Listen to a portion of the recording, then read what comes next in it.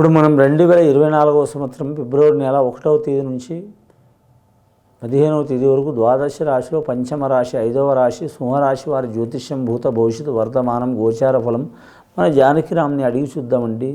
చూడు, హిందూ ఛానల్ తరపు నుంచి జానకిరామ్ గారి జ్యోతిష్యం కరెక్ట్. జానకిరామ్ సింహరాశి వారి జ్యోతిష్యం ఎలా ఉందో చూడు.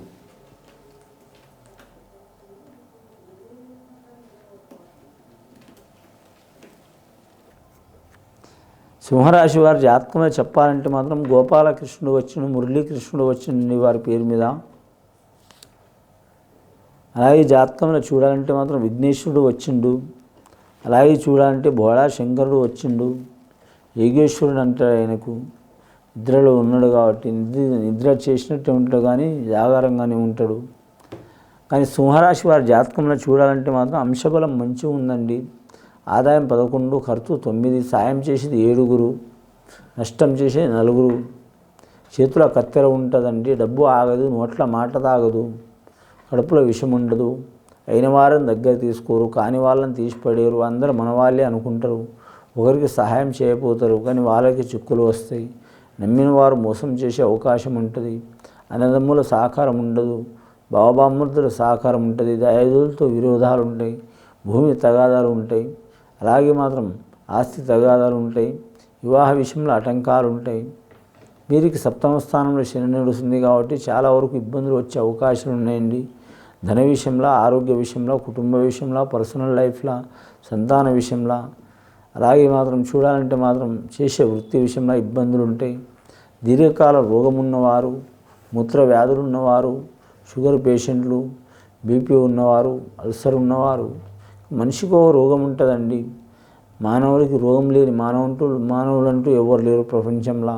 90% ఉన్నది. ఏ రోగం లేకపోయినా కూడా మనోరోగం ఉన్న వాళ్ళు ఉన్నారు. నాకు ఆ రోగం ఉంది, ఈ రోగం ఉంది అని టెస్ట్ చేయించుకునే వాళ్ళు కూడా ఉన్నారు. వారు ఒక టైపు. కానీ నాలుకకు రుచి అన్నారు, మైండ్కి ఒక బుద్ధి అన్నారు, జిహ్వకు రుచి అన్నారు, పుర్రెకు బుద్ధి అన్నారు. అటువంటి స్వభావాలు ఉంటాయి. కాబట్టి ఆరోగ్య విషయంలో జాగ్రత్తగా ఉండాలి. ముఖ్యంగా కిడ్నీలకు మాత్రం ఎఫెక్ట్ వచ్చే అవకాశాలు ఉన్నాయి. అలాగే మాత్రం కొందరు అన్ని అలవాట్లు ఉన్న మాత్రం వాళ్ళకి ఏం కాదండి. వాళ్ళ శరీరంలో ఏ పార్టీకి ఏం కాదు. కొందరికి మాత్రం ఏ అలవాటు లేకున్నా కానీ సడన్గా ఏదో ఒక ఇబ్బంది వచ్చే అవకాశం ఉంటుంది. కాబట్టి వీరు చాలా ఆరోగ్యపరంగా మాత్రం జాగ్రత్త తీసుకోవాలి. ఔషధ సేవన చేయాలండి. ఔషధ సేవ అంటే మాత్రం ఆయుర్వేద పరంగా చేయొచ్చు, అల్లోపతి వర్గము చేయొచ్చు, అలాగే మాత్రం మెడిసిన్ ప్రకారం చేయొచ్చు, హోమియోపతి చేయొచ్చు. చాలా వరకు కలిసి వచ్చే అవకాశాలు ఉన్నాయి. ఇప్పుడు 10 రకాలుగా వెళ్ళిన చికిత్స చాలా వరకు కలిసి వస్తుంది. స్త్రీలకు మాత్రం వివాహమైన స్త్రీలకు వివాహం అయ్యే అవకాశం ఉంది. సంతానం లేని వారికి సంతాన ప్రాప్తిరస్తు అయ్యే అవకాశం ఉంది. రాజకీయ రంగంలో ఉన్న వారికి కలిసి వచ్చే అవకాశం ఉంటుంది. కానీ పేరు గొప్ప ఊరు దిబ్బ అన్నట్టు ఉంటుంది. వీరి స్వభావం చూడాలంటే మాత్రం నాయకత్వ లక్షణాలు చాలా ఉంటాయి. వీరు బయటపడరు. ఎంత బాధ వచ్చినా, ఎన్ని ఇబ్బందులు వచ్చినా సత్యహరిచంద్రుడు ఓపిక ఉంటుంది. అలాగే మాత్రం నలమహారాజు లెక్క మాత్రం గొప్పతనం ఉంటుంది. శ్రీరాముడు లాంటి ఓర్పు ఉంటుంది. కానీ ఓర్పు ఉన్నవాడు మాత్రం శ్రీరామచంద్రుడు అసుంటి లాస్ట్కు రావడం మీద యుద్ధానికి వెళ్ళిండు. 1, 2, 3, 4 సార్లు చూస్తారు. 5వ సారికి ఎవరికి వదిలిపెట్టరు వీరు. కానీ మాత్రం అయిన వారికి ఆదరణే కాదు, బయట వారు కూడా ఆదరణ చేసే అవకాశం ఉంటుంది. కానీ గుప్త దానం చేసే అవకాశాలు ఎక్కువ ఉంటాయి వీరికి. కుడి చేతిలో దానం చేసినా కూడా ఎడమ చేతిలో తెలియనియరు. ఈ 15 రోజులు చాలా వరకు శుభ ఫలితాలు కలిసి వచ్చే అవకాశం ఉన్నాయి వీరి జాతకంలో. ఖచ్చితంగా ఈ సింహరాశి వారు మాత్రం వీలైతే మాత్రం సూర్యపుత్రుడు కాబట్టి ఖచ్చితంగా మాత్రం శ్రీరామచంద్రుడికి 22వ తేదీ మాత్రం తప్పకుండా వారి జాతకంలో చూడాలంటే మాత్రం శ్రీరామచంద్రుడికి 22వ తేదీ నుంచి పడితే మాత్రం, అలాగే శ్రీరామనవమి వరకు మాత్రం దర్శనం చేయటం మంచిది. వారి గ్రామంలో కావచ్చు, వారి ఊరిలో కావచ్చు, వీధిలో కావచ్చు, లేదా భద్రాచలంలో కావచ్చు, లేదా అయోధ్యలో కావచ్చు దర్శనం చేయటం చాలా వరకు శుభప్రదం ఉంటుంది. కానీ మాత్రం భార్యతో సన్నిహితంగా మెలగలేరు. రుణచిక్కులు చాలా ఉంటాయి. రాజకీయ రంగం మాత్రం ఆశ్చర్యకరంగా మాత్రం రాణించే అవకాశం ఉంటుంది. విదేశాన యోగం కలిసి రాదు. మకా నక్షత్ర యోగంలో కలిసి వస్తుంది. పుబ్బా నక్షత్రం వారికి ఇబ్బందులు ఉంటాయి. మకా నక్షత్రం వారికి మాత్రం అధిపతి కేతు ఉన్నాడండి, జ్ఞానకారకుడు, మోక్షకారకుడు.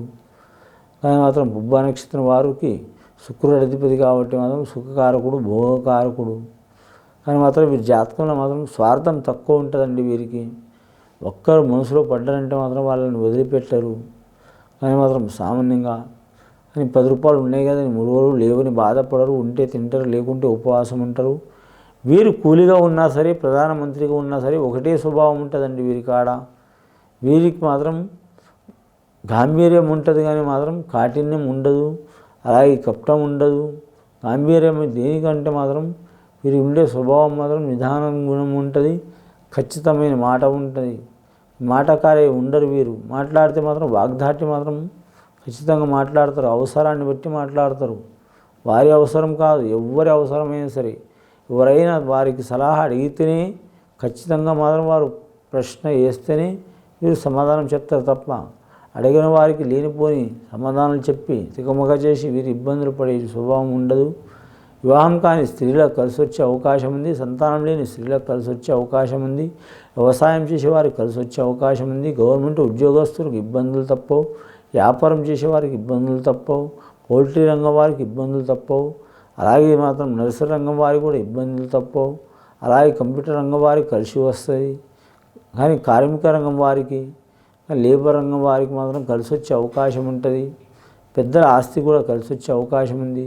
భూమి తగాదా, రుణ తగాదా ఉన్నవారికి తప్పకుండా తొలగిపోతాయి. అన్నదమ్ములతో మాత్రం విరోధాలు తప్పవండి. అందరూ వారు రాజుకు ఉండటం చాలా మంచిది. ఒకప్పుడు 100 మందికి మీరు న్యాయం చేసిన వారు, ధర్మం చేసిన వారు, దారి తీర్చిన వారు, వీరే మాత్రం ఇతర న్యాయం అడిగే అవకాశం వస్తుంది. జాగ్రత్తగా ఉండాలి. విధి అనేది విధాత కూడా వదిలిపెట్టలేదండి మనం మనుషులు ఎంత. కాబట్టి మాత్రం చాలా జాగ్రత్తగా ఉండాలి. ఈ పేరు మీద మాత్రం చూడాలంటే మాత్రం ఖచ్చితంగా ఆదివారం మంచిది. Lucky number 1. స్టోన్ వాడటం వీరు మాత్రం ఖచ్చితంగా మాత్రం వీరు గులాబీ రంగు కలర్ స్టోన్ వాడటం చాలా మంచిదండి. కలిసి వచ్చే అవకాశం ఉంటుంది వీరి జాతక బలానికి. అలాగే ధన విషయంలో మాత్రం జాగ్రత్తగా ఉండాలి. గులాబీ రంగు అంటే దాంట్లో కూడా 2-3 రకాలు ఉన్నాయండి. లేత గులాబీ రంగు వాడటం చాలా మంచిదండి. వీరి జాతకంలో అన్నదానం చేయటం, గోదానం, భూదానం, వస్త్రదానం, ధనదానం, ధాన్యదానం చేయటం కూడా మంచిది. వీరి జాతకంలో చూడాలంటే మాత్రం ముఖ్యంగా కొన్ని సంవత్సరాల నుంచి పడుతున్న చిక్కులు, చికాకులు, దారిద్ర్య బాధలు తొలగిపోయే అవకాశం ఉన్నాయి. నమ్మిన వారు సాయం చేసే అవకాశం ఉంది. పెద్దల ఆస్తి కలిసి వచ్చే అవకాశం ఉంది. ప్రయాణ విషయంలో జాగ్రత్తగా ఉండాలి. కానీ మాత్రం ఆకస్మికంగా ప్రమాదాలు, చిక్కులు, చికాకులు వచ్చిన వారికి అవి తప్పిపోయే అవకాశం ఉందండి. ఈ సింహరాశి వారి గృహం నిర్మాణం, కట్టడం కానీ, కొనడం కానీ, తీసుకోవడం కానీ అచ్చుబాటు ఉంటుంది. కానీ కట్టడానికి మాత్రం టైం పడుతుందండి. వీరి కోట్లు ఉన్నా కూడా మాత్రం ఆ ముహూర్తం రాలేదు. ముహూర్తం వచ్చిందంటే తిరిగి ఉండదు. వీరి జాతకాన్ని చూడాలంటే మాత్రం పెద్దల మాట ఆచరించే అవకాశం ఉంటుంది. పిల్లల మాట కూడా వినే అవకాశం ఉంటుంది. అయినవారు కదా నెత్తిని తీసుకోరు, కాని వారిని తీసిపడేయరు. అందరు నా వల్లే అనుకుంటారు. గత కొన్ని సంవత్సరాల నుంచి పడుతున్న చిక్కులు, చికాకులు వెళ్ళిపోయే అవకాశాలు ఉన్నాయండి. ఆ పరమేశ్వరుని ఆరాధన చేయడం చాలా వరకు వీరికి శ్రేయస్కరం. రాముణ్ణి ఆరాధన చేయడం చాలా వరకు మంచిదండి. ఇది విని చూసి ఆచరించే వారికి గొప్ప ఫలితాలు కలుగుతాయండి. శుభం భూయాత్.